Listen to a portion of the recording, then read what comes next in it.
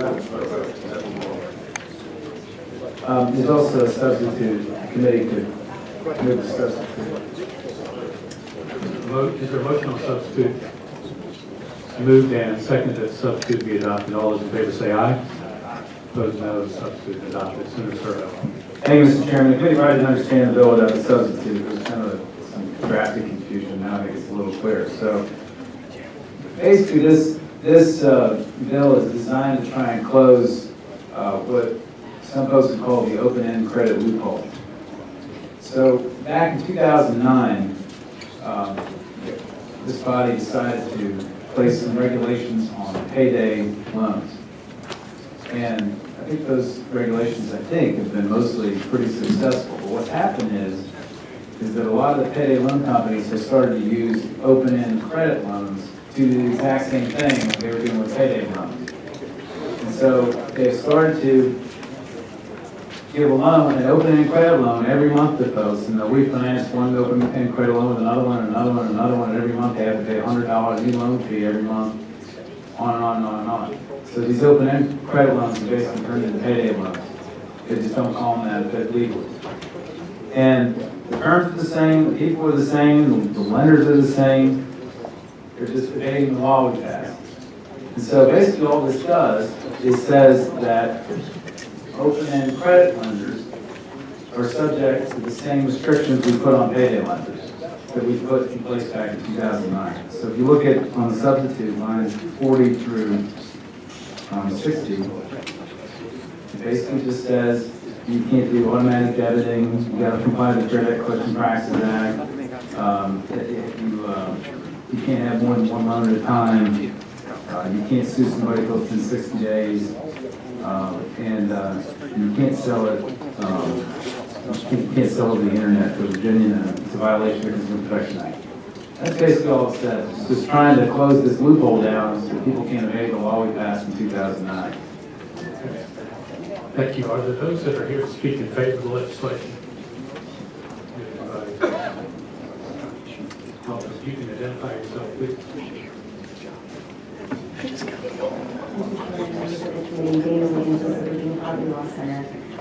I do we do support this bill, particularly because most of the businesses that are in the open-ended credit space are former payday lenders.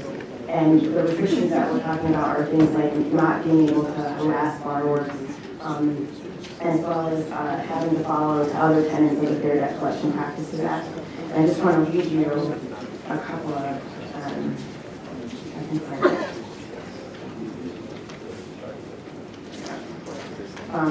a couple of comments from borrowers who call us. I kept paying and paying on it, but the balance never went down. And year after year of never missing a payment, my balance is higher than that of when I first started. And as far as the fair debt need for the restrictions under the Fair Debt Collection Practices Act to be there, my family members also got phone calls as well. The worst was when I got a call saying that if I didn't pay the $600 that day, the sheriff was coming to arrest me. That would be not allowed under the payday loan or car title limit, but open-ended credit lenders routinely use that kind of language about sheriffs coming, arrest warrants, that sort of thing. Those are the stories that we hear directly from borrowers. So we want those kinds of restrictions to be the same amongst all of it. It doesn't regulate the open-ended credit industry. It simply requires that they have to follow some of those same tenets.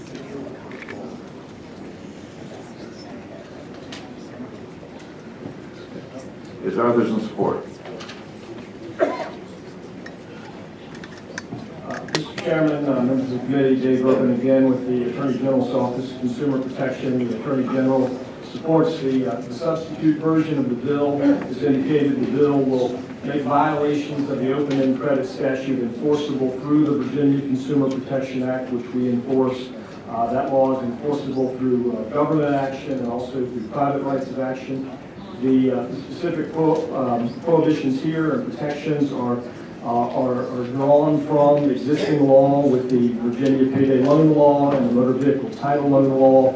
So those are pretty much adopted word for word.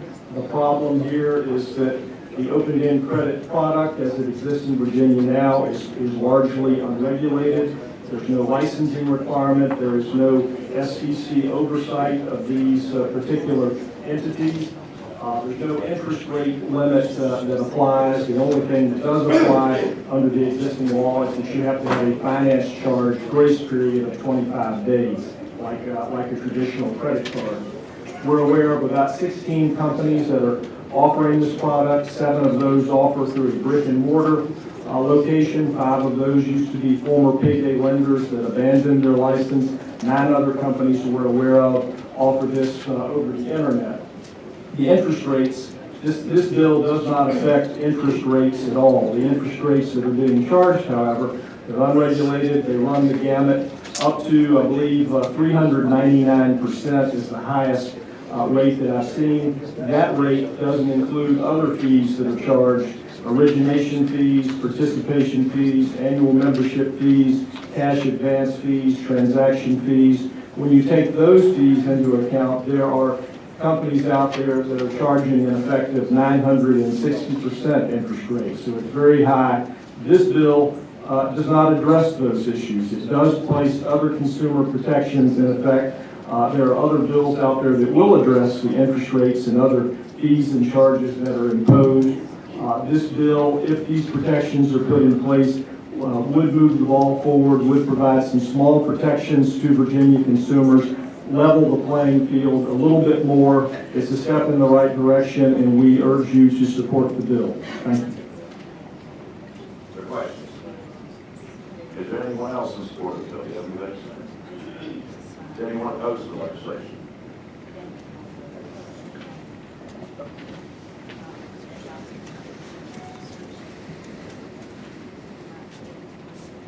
Mr. Chairman, members of the committee, Robert Barano, representing Checking Cash again. I just want to walk you through a couple of things with the original bill, which is still in this. We're still looking at the parts that are new, that are drawing on different code sections that were not in the original bill. First thing I'll tell you that draw you to Title 59 in the Code of Virginia, which is what the original bill was drawn to, which was the intent of the Virginia Act, the Virginia Consumer Protection Act, and that was it shall be applied as a remedial legislation to promote fair and ethical standards in dealings between suppliers, and the word is suppliers, and the consumer public. And then if you advance to the exclusions that were included in that act, it excludes banks, savings institutions, credit unions, small loan companies, public service corporations, mortgage lenders, etc., that are regulated and supervised by the state corporation or comparable federal regulating body. I will submit to you that our companies are small loan companies. We are licensed and go through the State Corporation Commission and are also heavily regulated by the Federal Consumer Financial Bureau. So what you're doing is, it appears to me that there's a conflict with the current statute and the exclusions that are already in the Code of Virginia. Any questions? Is anyone else opposed to the legislation? Any discussion? Okay, committee operates by motion. Second. Been moved and seconded for the substitute Senate Bill 1125 be reported. All those in favor say aye. Aye. All opposed? No. Ayes, raise your hand. Yes.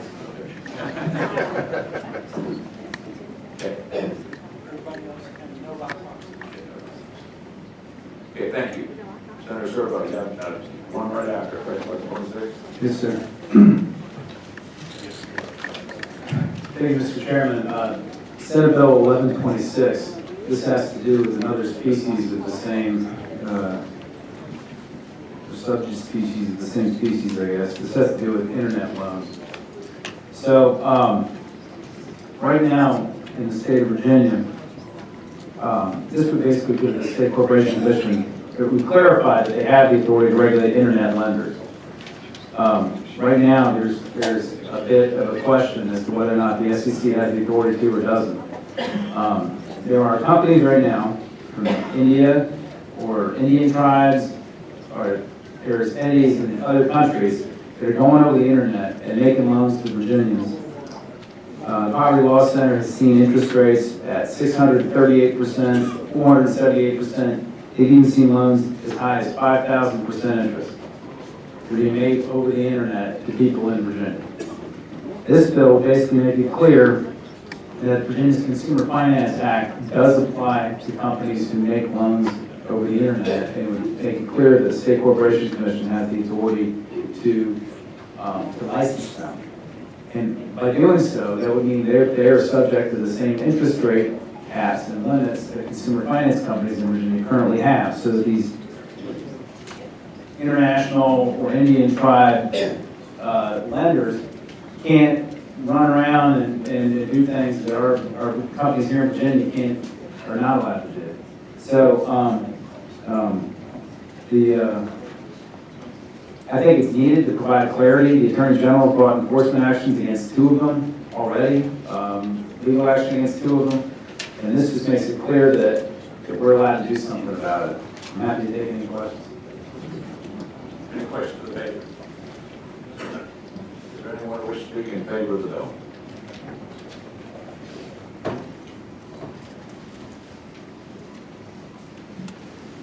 Chase Peter with the Virginia Poverty Law Center. I'd just like to point out that the language in the bill is exactly the same language we have in the Payday Loan Act and in the Car Title Loan Act. So we just took the same language and put it into this act. Thank you. Yes, sir.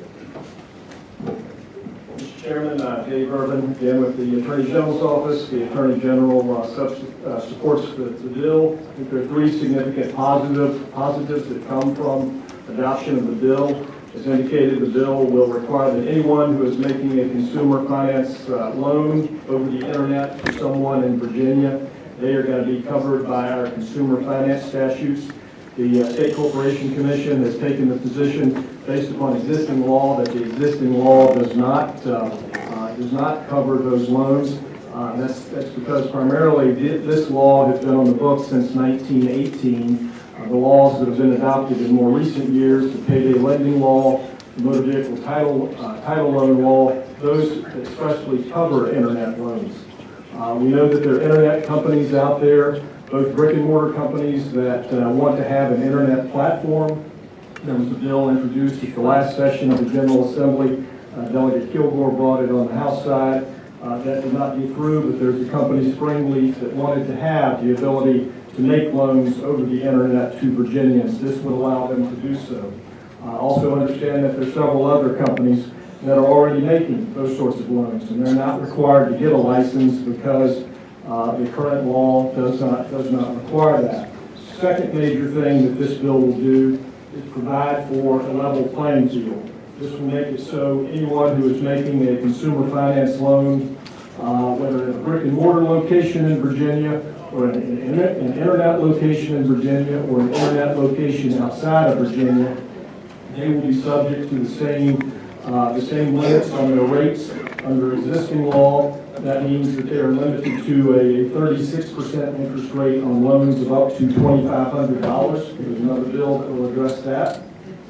And that they are not subject to an existing rate limit on loans above $2,500. Everybody will be subject to the same law, again, as the level playing field.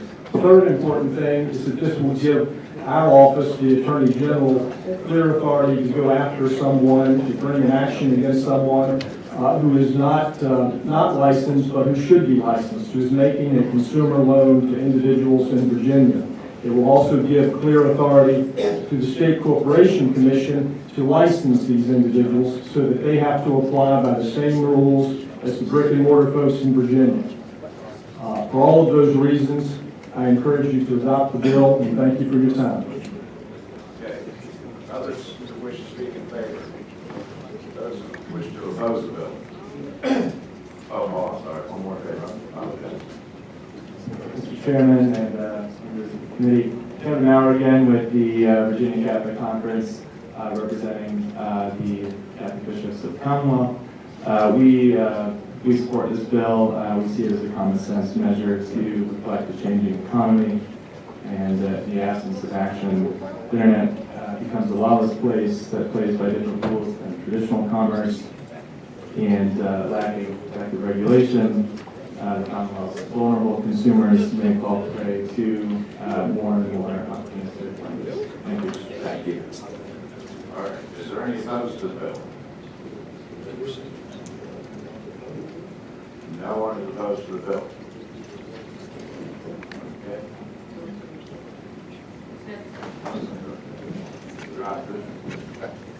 You opposed to the bill, you just want to pass it?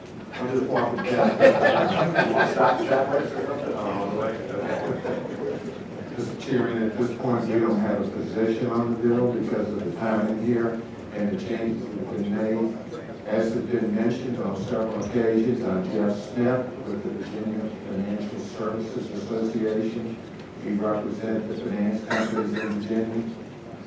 One of the problems that we got last year, it was mentioned that there were about 5, 6, 7, 8, 9 pieces of legislation introduced to try and control some of this outside lending activity.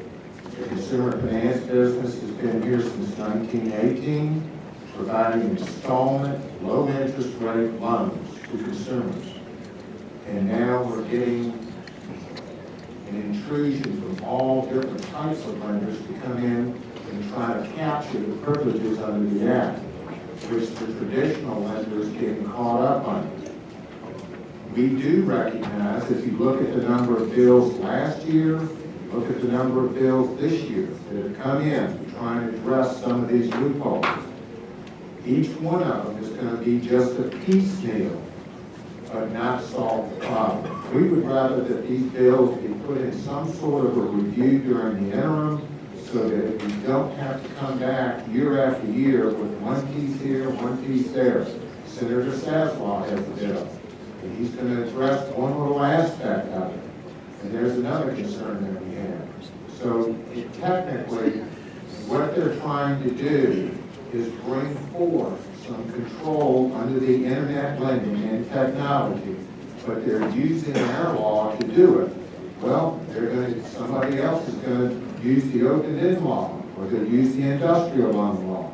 And so my point is, we just can't get there unless we sit down separate from this legislative body session and come up with a solution. Thank you, Mr. Chairman. Senator Surovell, you look confused.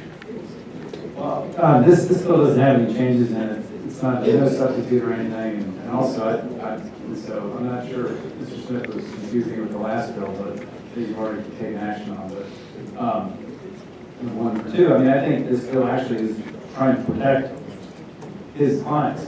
This is trying to keep these internet guys from coming in, and unregulated internet guys from coming in and stealing business that are legitimate licensed companies and doing it for years. And so that's all I have to say. Okay.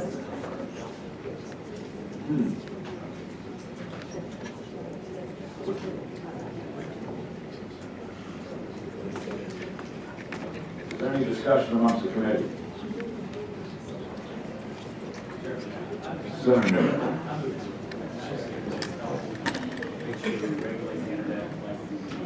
There you go. The moved and seconded that the bill be reported. All in favor say aye. Aye. Any opposed? No. Okay. What? Raise your hands if you're opposed. Higher.